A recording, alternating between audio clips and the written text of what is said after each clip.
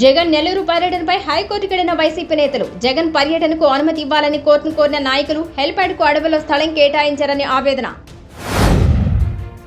జగన్ను ఆపే సత్తా ఎవరికీ లేదన్న ఆనం విజయ్ కుమార్ రెడ్డి. అడ్డంకులు సృష్టిస్తున్న వారిపై మండిపడిన సీనియర్ నాయకుడు. అసలైన పండగ ముందుందని టీడీపీని హెచ్చరించిన ఆనం. జగనన్నను నెల్లూరు రానివ్వకుండా కూటమి కుట్రలు ఆరోపించిన ఆత్మకూరు మాజీ ఎమ్మెల్యే విక్రమ్ రెడ్డి. ఇంత దుర్మార్గమైన పాలన ఇంతకు ముందెప్పుడు చూడలేదని వ్యాఖ్య. వైఎస్ జగన్ను కలిసిన సింగయ్య కుటుంబ సభ్యులు. వారిని పరామర్శించి భరోసా ఇచ్చిన మాజీ ముఖ్యమంత్రి. పార్టీ నుంచి అన్ని విధాలుగా అండగా ఉంటామని బాధిత కుటుంబానికి హామీ. నెల్లూరులోని ఓ ప్రైవేట్ కళాశాలలో ఇంటర్ విద్యార్థి దుర్మరణం. విద్యా సంవత్సరం ఆరంభంలోనే చోటు చేసుకున్న విషాదం. విద్యార్థి మృతిపై వెంటాడుతున్న అనుమానాలు.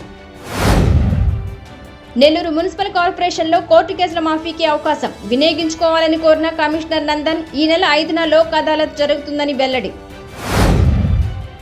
సుపరిపాలనలో తొలి అడుగు పేరుతో ఇంటింటికి తెలుగుదేశం పార్టీ. నెల్లూరులో ప్రజలను పలకరించిన మంత్రి నారాయణ. ఆగస్టు నుంచి ఉచిత బస్ ప్రయాణం అమల్లోకి తెస్తామని హామీ. వైద్య విద్యార్థులపై పోలీసుల తీరును ఖండించిన వైసీపీ విద్యార్థి విభాగం నాయకులు. అరెస్టు చేసిన వారిని వెంటనే విడుదల చేయాలని డిమాండ్. డాక్టర్స్ డే రోజున కర్కశంగా ప్రవర్తించారని మండిపాటు. ఐపీఎస్ అధికారి సిద్ధార్థ కౌశల్ రాజీనామా. స్వచ్ఛందంగా ఐపీఎస్కు రాజీనామా చేస్తున్నట్లు ప్రకటన. పూర్తిగా వ్యక్తిగత కారణాలతోనే అని వెల్లడి. ఏపీలో సంచలనం కలిగించిన ఐపీఎస్ రాజీనామా. కోవిడ్ వ్యాక్సిన్లపై కేంద్ర ఆరోగ్య శాఖ కీలక ప్రకటన. ఆకస్మిక మరణాలతో వ్యాక్సిన్కి సంబంధం లేదని వెల్లడి.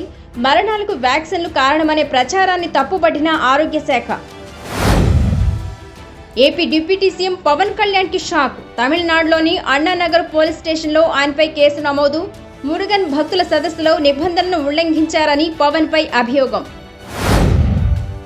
పవన్ కళ్యాణ్పై జనసేన కార్యకర్తల అసంతృప్తి. నిన్ను నమ్ముకుంటే అడుక్కునే స్టేజ్కి తీసుకొచ్చావని ఆగ్రహం. అధికారంలో ఉన్నప్పటికీ ప్రజలకు ఏమీ చేయలేకపోతున్నామంటూ ఆవేదన.